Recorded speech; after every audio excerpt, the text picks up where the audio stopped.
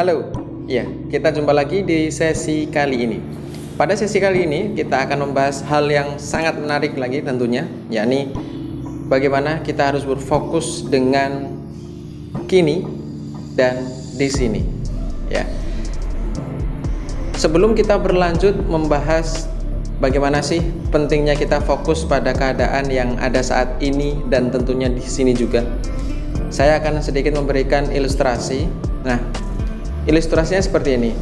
Kita semua sering mungkin melihat editing foto yang bertuliskan sebelum dan sesudah, yang nantinya diedit menjadi satu layar, biasanya seperti itu ya. Nah, di papan reklame operasi plastik itu juga kerap sekali memajang foto sebelum operasi dan sesudah operasi, ya kan? Nah, bila kita melihat editing seperti ini atau iklan-iklan seperti ini, itu kita tidak akan menyangka bahwa orang yang sebelumnya wajahnya mungkin kurang baik itu ternyata bisa berubah lebih baik setelah operasi. Banyak iklan yang seperti ini memperlihatkan keadaan masa lalu sebelum operasi ya, dan perubahannya di masa depan tentunya setelah operasi. Masa kini itu biasanya kerap sekali dilupakan dalam hubungan antara masa lalu dengan masa kini dengan masa depan. Itu seringkali terlupakan. Wujudnya apa? Yang dipasang di editing ataupun di papan reklame adalah sebelum dan sesudah, yang prosesnya tidak. Nah, akan tetapi tidak ada orang yang bodoh yang akan membuat adegan operasi sebagai bahan iklan, ya kan? Nah, karena apa? Proses yang menyakitkan seperti itu hanya akan muncul dalam film dokumenter. Ketika kita menginginkan perubahan karena terganggu dengan masa lalu, itu salah. Biasanya kita menginginkan perubahan itu karena terganggu dengan masa kini.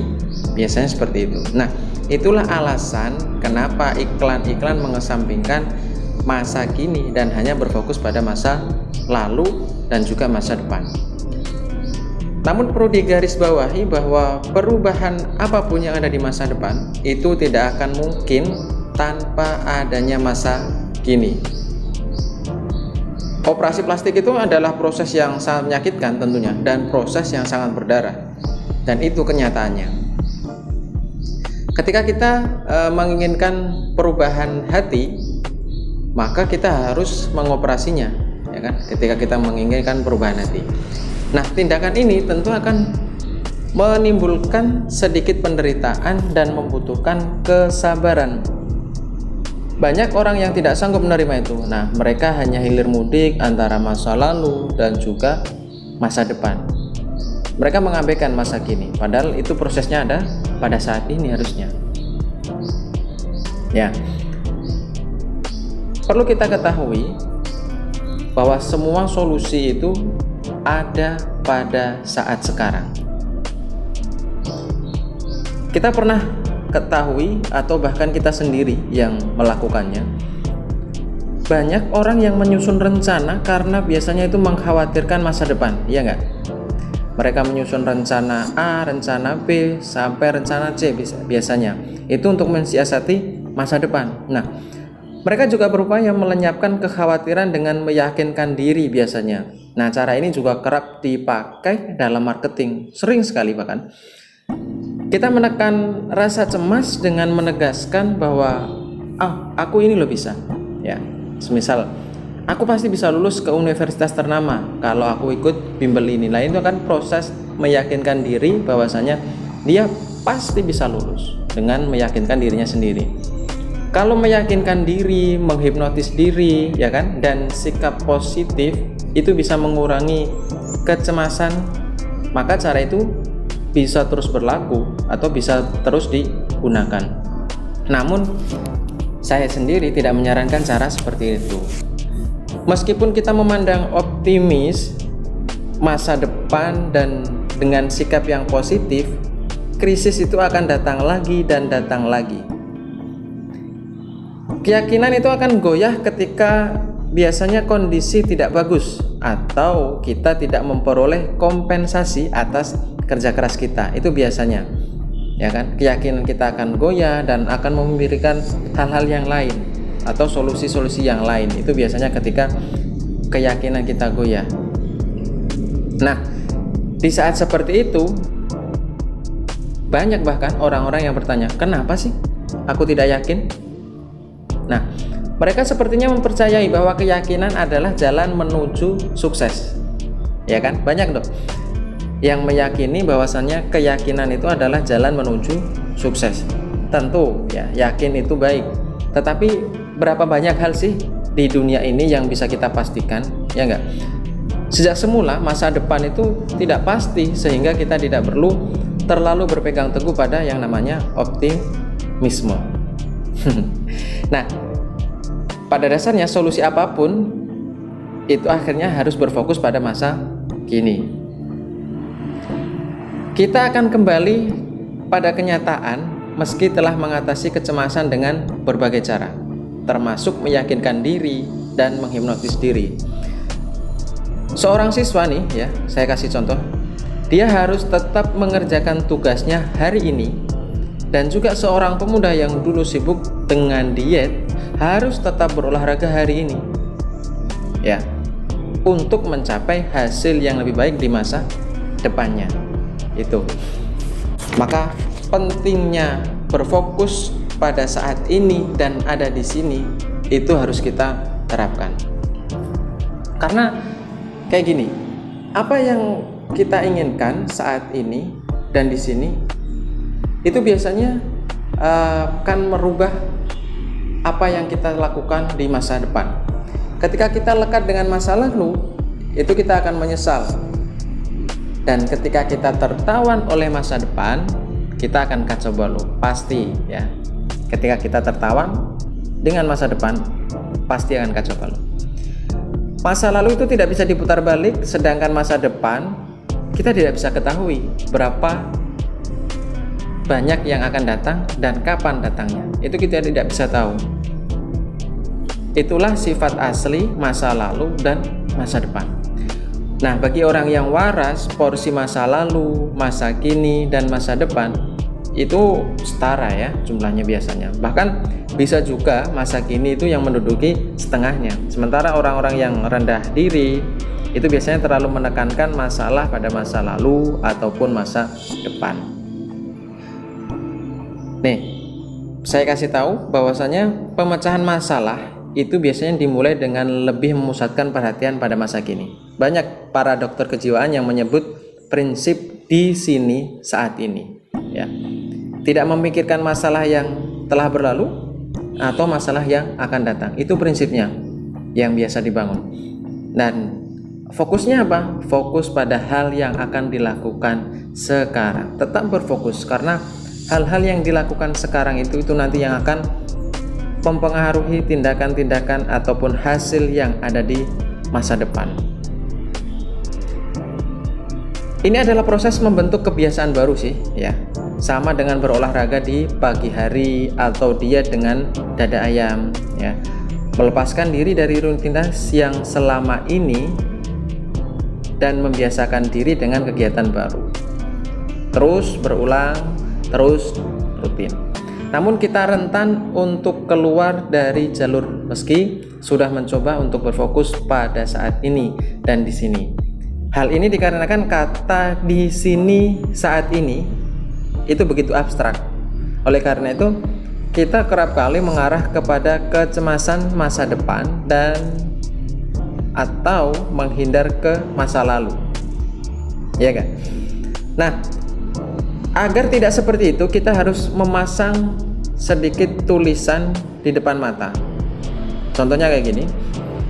Ketika kita ingin mengerjakan sesuatu, kita harus menempelkan tulisan di depan mata. Misal itu di depan layar komputer kita, ya kan? Kecil gitu di bagian atas ataupun di meja ketika kita belajar ataupun meja kuliah ya, kalau memang kita bisa menempelkannya.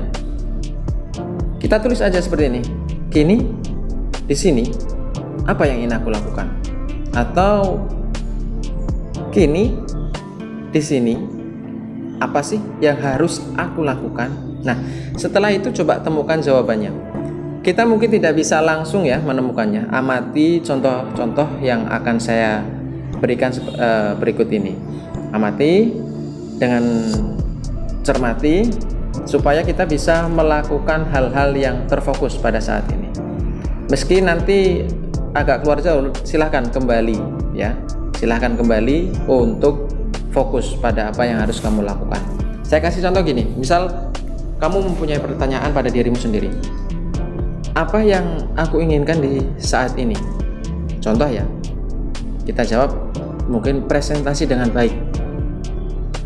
Tidak, nah sangkal jawaban itu. Presentasi itu masa depan. Apa sih yang ingin aku lakukan sekarang? Nah, coba kembalikan lagi. Mungkin kamu akan menjawab seperti ini. Wah, sekarang ini saatnya menyiapkan. Kalau sudah siap, bisakah aku memaparkan dengan baik? Mungkin timbul pertanyaan seperti itu ya. Apakah aku akan gemetar ketika nanti aku mempresentasikan hasil ini? Nah, silahkan luruskan lagi. Jawab aja. Tidak. Itu kan masa depan, ya kan? Sekarang apa yang ingin aku lakukan saat ini? Ya. Jawaban yang atas tadi itu termasuk masa depan. Terkait grogi, bisa tidak aku memaparkan, itu adalah masa depan. Nah, yang harus kamu lakukan saat ini itu apa? Itu coba ditanyakan lagi. Mungkin dalam pikiranmu akan menjawab seperti ini mungkin ya. Kurang lebihnya akan muncul, wah, sekarang aku ingin menyiapkan bahannya. Wah, nah tapi sudah pukul 11 malam. Tadi waktu aku pulang kuliah atau pulang kerja, nonton film, ngopi dulu dengan teman-teman. Harusnya tadi aku tidak usah nonton, harusnya aku tidak usah ngopi. Nah, ketika muncul jawaban seperti itu, coba diluruskan kembali. Itu kan sudah lewat. Nah, sudah lewat, tadi sudah, ya sudah, yang sudah lalu biarkan saja.